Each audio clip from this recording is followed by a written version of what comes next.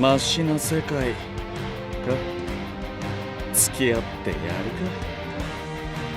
Yo, what's good? Lad here. We're back at it again with a new traveler. This time, the Glove to Kaine, or the Kaine Enabler. Tiziano of the Well faction, hailing from the Memoirs of Ostera.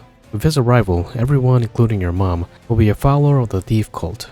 He is everything that Kaine needs to clap anything's cheeks.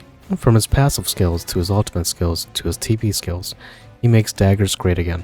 Not like it already isn't with Kaine's arrival, but you get the gist of it. With him and Kaine, it'll be like Android 17 and Android 18 from Dragon Ball Z, destroying the future of the world. But enough of that, let's go ahead and check him out. Daisuke Hirakawa is his VA. Out of all the characters here, I only know Kekuon from JoJo, but he sounds like he voices the cool sounding anime characters. But enough of that, let's go ahead and check out his damaging skills. Taking a look at his first one here, it's an SP cost of 28, it's a 2-hit single target dagger damage attack, potency 75, and it lowers shield points regardless. His second ability is an SP cost of 75 to 60, it's a 5-hit AoE dagger damage attack that exploits wind, potency of 25. And his third ability, SP 68 to 54 later on, it's a 2-hit single target dagger damage attack, potency of 135, and this becomes 150 at 6 stars, and this inflicts dagger weakening for 2 times. And then for his TP skill, it's an SP cost of 75, it's a 1-hit single target dagger damage attack, potency of 260, and it lowers shield points regardless. It also inflicts dagger weakening 3 to 6 times depending on the boost level. For his EX skill, after using his ultimate and 1 usage per battle, it gives all allies physical attack 20% and also raises crit damage by 20% due to 5 turns based on boost level. And if the ally is a thief, he also grants dead aim or always crit for 2 turns and also inflicts an AoE dagger weakening 3 to 6 times based on the boost level. For his ultimate at level 1 to level 10, it's an AoE lower dagger resist at level 1 at 5% and 10% at level 10. For 2 turns, that becomes 3 at level 10. It also gives the front row a dagger damage up of 5% at level 1 and 10% at level 10.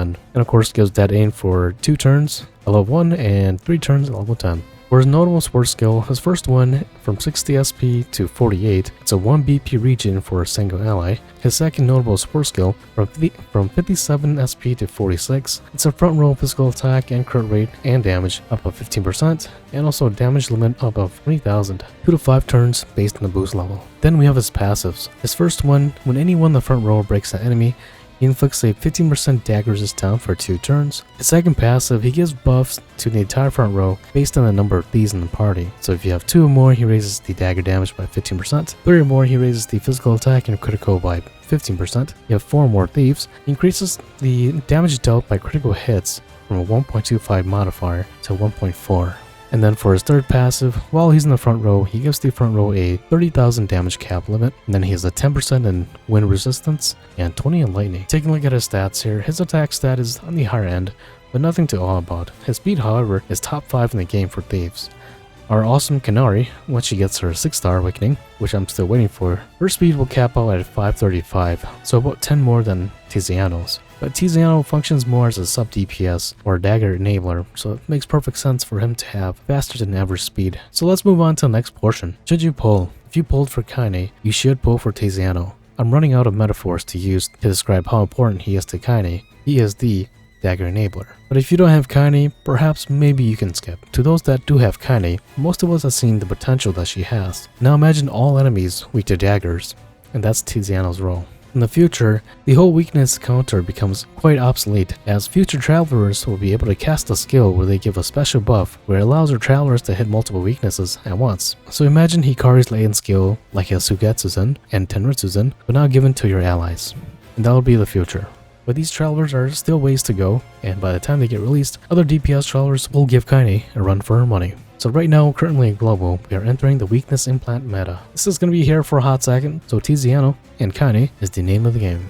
Now for his abilities, it's quite subpar. His TP skill being the best, as it allows you to implant dagger weakness up to 6 times. Then we have his ultimate, which is a combination of both Sonia's and Falco's. This is great, as we do not have too many dagger ultimates in the game, and because of this, I would highly recommend you getting his ultimate to level 10 before anything else. Next, we have his passives. He's meant for dagger squads. Most of us are already rocking a Canary, so she has already secured her spot in the spotlight for almost all dagger squads. But going back to his first passive, whenever your front row breaks an enemy, he inflicts a passive 15% dagger resist down. This is fantastic, as all now you need is Kanari's A4 accessory, and you now have a capped 30% to dagger resist down and a 10% to defense down. Then his second passive essentially reinstates what I said earlier when he said he wants a team of thieves. Most notably, having 4 more thieves allows you to increase your crit damage from a 1.25 modifier to a 1.4. This is quite fantastic as there are no caps for this kind of category. So if you have Kaine, she'll definitely be hitting the damage cap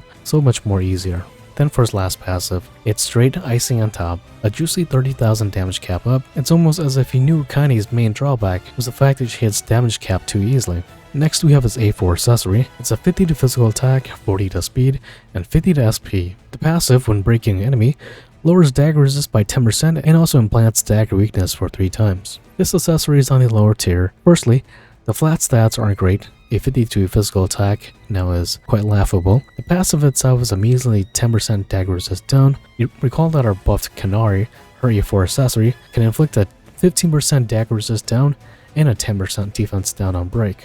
So I would highly recommend getting her A4 accessory as soon as you can. And even though you might not be up against an enemy that's weak to dagger, that passive defense down is still quite rare to have. Then for the last passive for the accessory, which implants a 3-hit dagger weak to that target. 3 hits of dagger weakening isn't all that great. His TP skill and max BP allows him to implant up to 6 times the dagger weakness. You're better off just spamming that ability. Perhaps if it were 6 or 7 times of dagger implant weakness on break, then that could be something to look forward to. But just 3 times, not that great. Leave him at ultimate level 10 and he's chillin'. Now let's mosey along. Longevity. If you paid attention to what I said before, there will be upcoming travelers who will be able to give your allies a special buff that allows them to hit other physical weaknesses with their own damage type. This then slowly starts to have Tiziano find his way to the bench. However, because of his passive skills of having 4 more thieves in your party, you may still find him useful as once those future travelers arrive. Until then, he sits firmly as the dagger enabler.